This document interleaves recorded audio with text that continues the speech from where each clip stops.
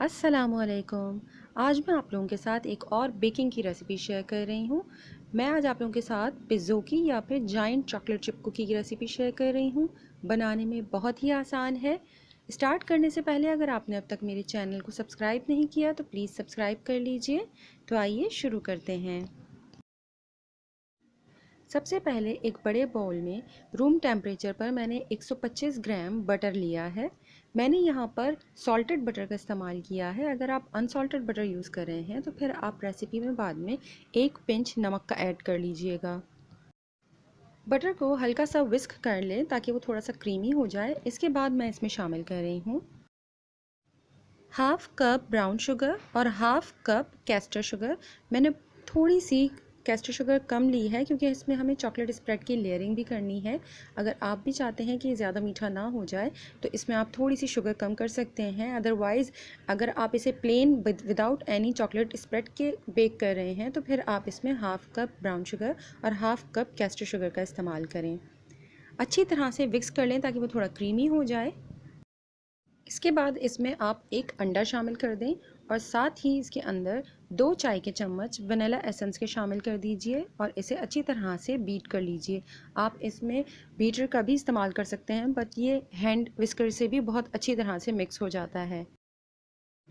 तमाम इंग्रेडिएंट्स अच्छी तरह से मिक्स करने के बाद अब हमें इसमें ड्राई इंग्रेडिएंट्स ऐड करने हैं जिसमें शामिल है 1 कप मैदा और आधा चाय का चम्मच बेकिंग सोडा या मीठा सोडा भी कहा जाता है।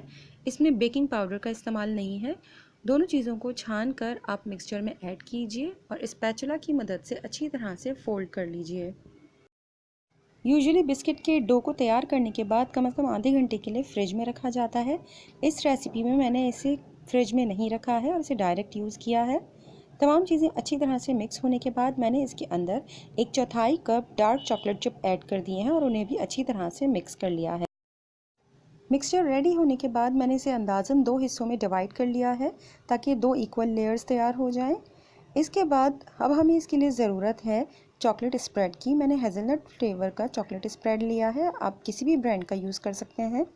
यूजुअली पाकिस्तान में इम्पोर्टेड न्यूटेला और पाकिस्तानी चॉकोब्लिस ज़्यादा कॉमनली मिलते हैं। अगर आप चाहें तो आप न्यूटेला का इस्तेमाल कर सकते हैं बट आज मैंने इस रेसिपी में चॉकोब्लिस का इस्तेमाल किया है। हमें इसमें हाफ़ कप चॉकलेट स्प्रेड की ज़रूरत है। इसे मैंने चंद सेकंड के लिए माइक्रोवेव किया है ताकि इसकी कंसिस्टेंसी थोड़ी सी थिन हो जाए और इसे स्प्रेड करना थोड़ा इजी हो जाएगा। अब पिज़्ज़ोकी बनाने के लिए मैंने पिज़्ज़ा पैन का इस्तेमाल किया है। मैंने इसमें बटर पेपर की लाइनिंग की है बट ये बिल्कुल ऑप्शनल है। आप इसे हल्का सा ग्रीस कर लीजिए, इनफ होगा। इसमें आप कुकी डो का एक पोर्शन अच्छी तरह से स्प्रेड कर दीजिए और इसके ऊपर आप सेंटर में चॉकलेट फिलिंग स्प्रेड कीजिए। कोशिश कीजिएगा कि चॉकलेट स्प्रेड कॉर्नर्स तक ना जाए। तकरीबन 1-1 इंच तक आप कॉर्नर्स को छोड़ दीजिएगा और बाकी रिमेनिंग पोर्शन में चॉकलेट स्प्रेड कर दीजिए।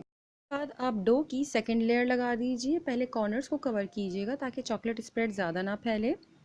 अगर आपको इस वक्त डो को स्प्रेड करना थोड़ा सा डिफ़िकल्ट फील हो रहा है तो आप फर्स्ट लेयर लगाने के बाद रिमेनिंग डो को और प्रिपेयर्ड पैन को तकरीबन 15-20 मिनट के लिए फ्रिज में रख दीजिए ताकि दोनों डो थोड़े से हार्ड हो जाएंगे और आपको हैंडल करना थोड़ा ईजी हो जाएगा।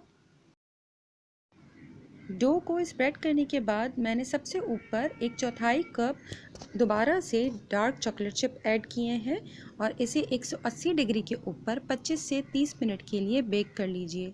बेक करने के बाद आप इसे कुछ देर के लिए पैन में ही रहने दीजिएगा। मैंने बहुत जल्दी इसे निकाल दिया था जिसकी वजह से ये ब्रेक हो रही है। आप तकरीबन 10 मिनट इसे ज़रूर रेस्ट दीजिएगा। वैसे ये वार्म ही सर्व होती है इसलिए ज़्यादा ठंडा मत कीजिएगा और इसका असल मज़ा आपको आइसक्रीम के साथ आएगा। आप चाहें तो इसे ऐसे ही कॉफ़ी के मग के साथ विंटर्स में इंजॉय कीजिए। अदरवाइज़ अगर आप इसे गेस्ट को सर्व करना चाहते हैं तो मैंने पहले प्लेट के ऊपर थोड़ा सा चॉकलेट सॉस ड्रिज़ल किया है।